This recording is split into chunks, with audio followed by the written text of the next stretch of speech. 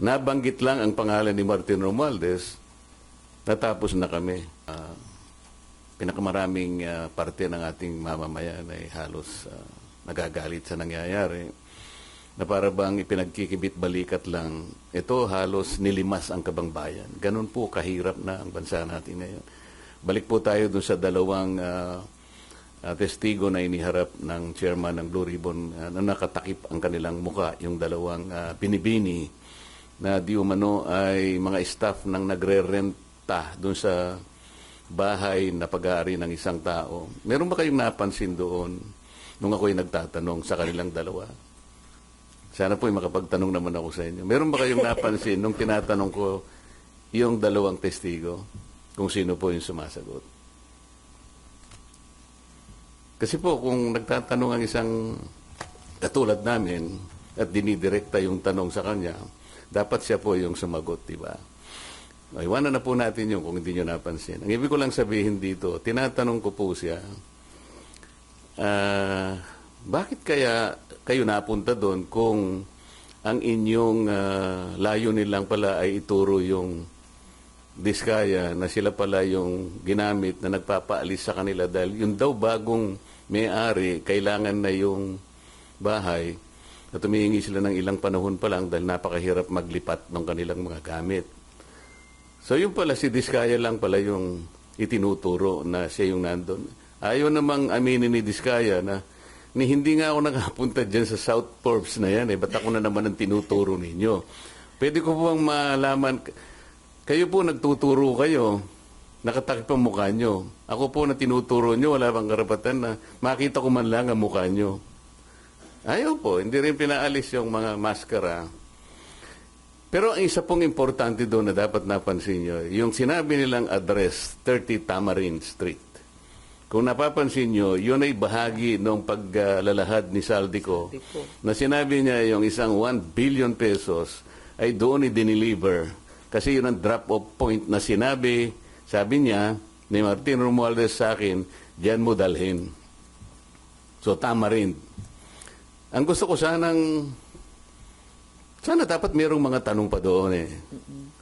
Bakit hindi natin tawagin kung sino yung may-ari? Nasaan yung kontrata nasaan yung discontract? Di ba? Nabanggit lang ang pangalan ni Martin Romualdez, natapos na kami. Walang na-establish? Ang ini-establish pala nila na si Diskaya pumunta ron para sabihin na yung bagong may-ari, pinaalis na sila. Anong weight nun, sir? Yun nga. Wala. Kaya gusto ko mapansin ninyo lahat. Bakit kinailangan pumunta pa sila doon? Yun lang bang gagawin natin?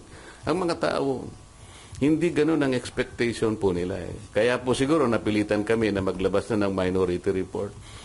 Hindi lang siya kung ano pa man bagay. Ang mga tao po kasi nagtatanong, ano po ba nangyayari na dyan? Simula po nung ako'y nawala na po na chairman at napalitan nga po. Nung ilabas namin si Gutesa, sinabayan naman yun ng aming legislative break. Matagal po yun. Hanggang sa mag-resign naman si Senator Ping. So, ang mga tao nagtataka. Ano na naman ito? Wala na bang ano ito? Wala bang closure ito? Hindi ba natin malalaman kung sino talaga ganito?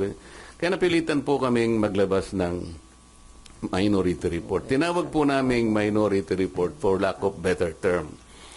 Kasi po kung gagawin nating legal ito na isasang-ayon natin sa aming mga committee, sa ating Senate rules, hindi pa kami pwedeng maglabas kasi kailangan matapos talaga yung committee report.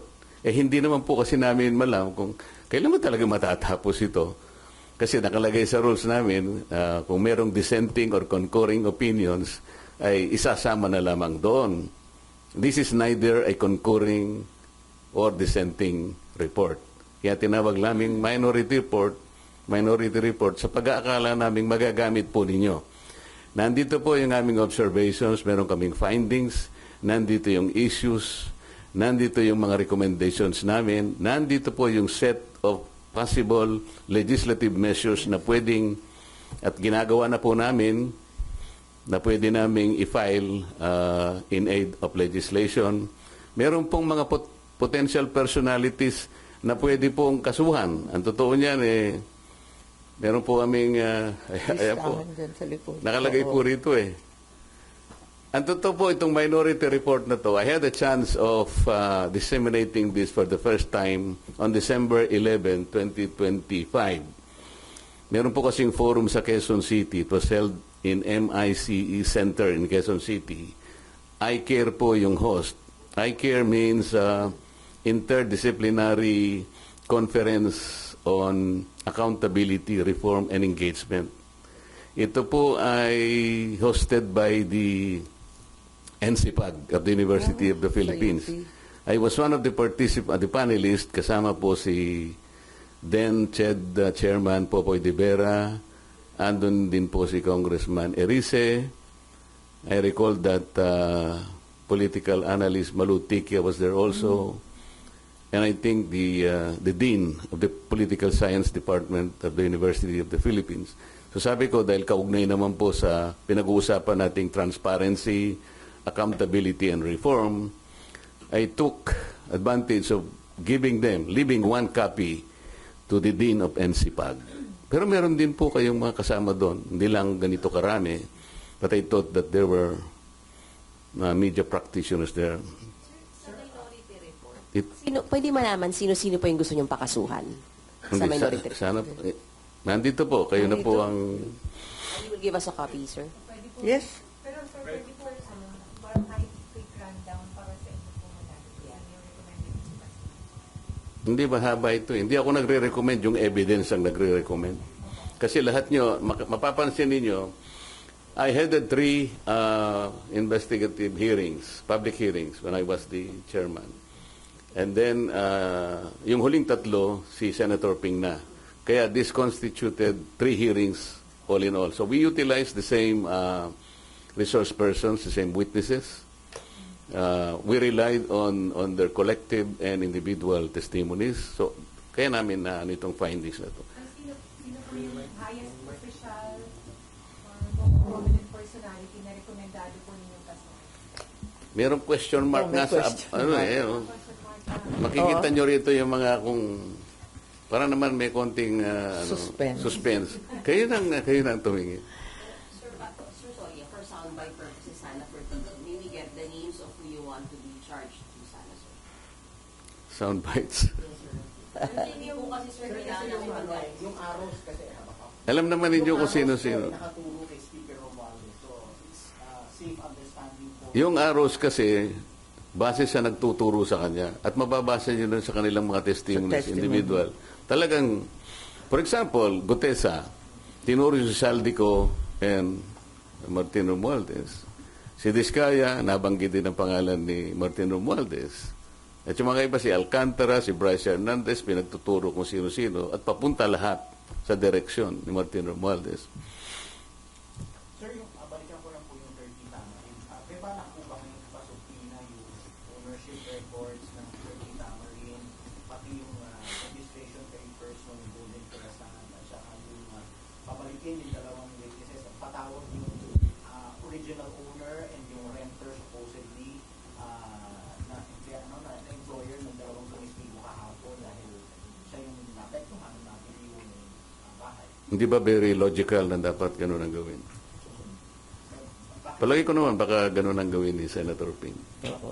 Naasahan namin na yun ang gagawin. Kung yun ang rekomendasyon nyo, i-recommend natin sa Blue Ribbon. Sen Aimee and At Sen... palagay ko, may recurring names, yung pangalan ng mga abogado na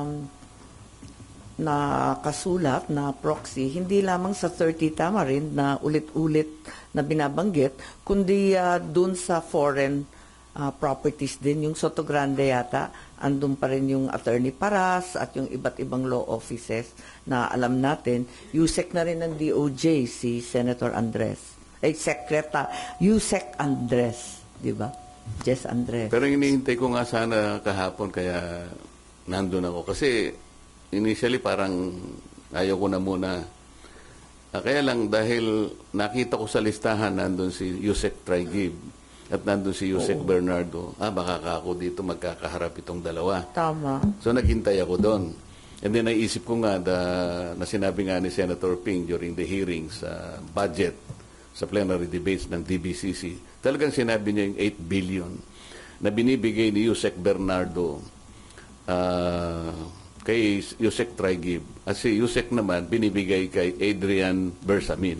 So iniisip ko, baka ako dito magkakaharapan, makikita natin yung tanungan kung saan papunta. Because ang sinasabi natin, di ba, wherever the evidence will lead us, palaging ganon. Bakit wala si Adrian Bersamin?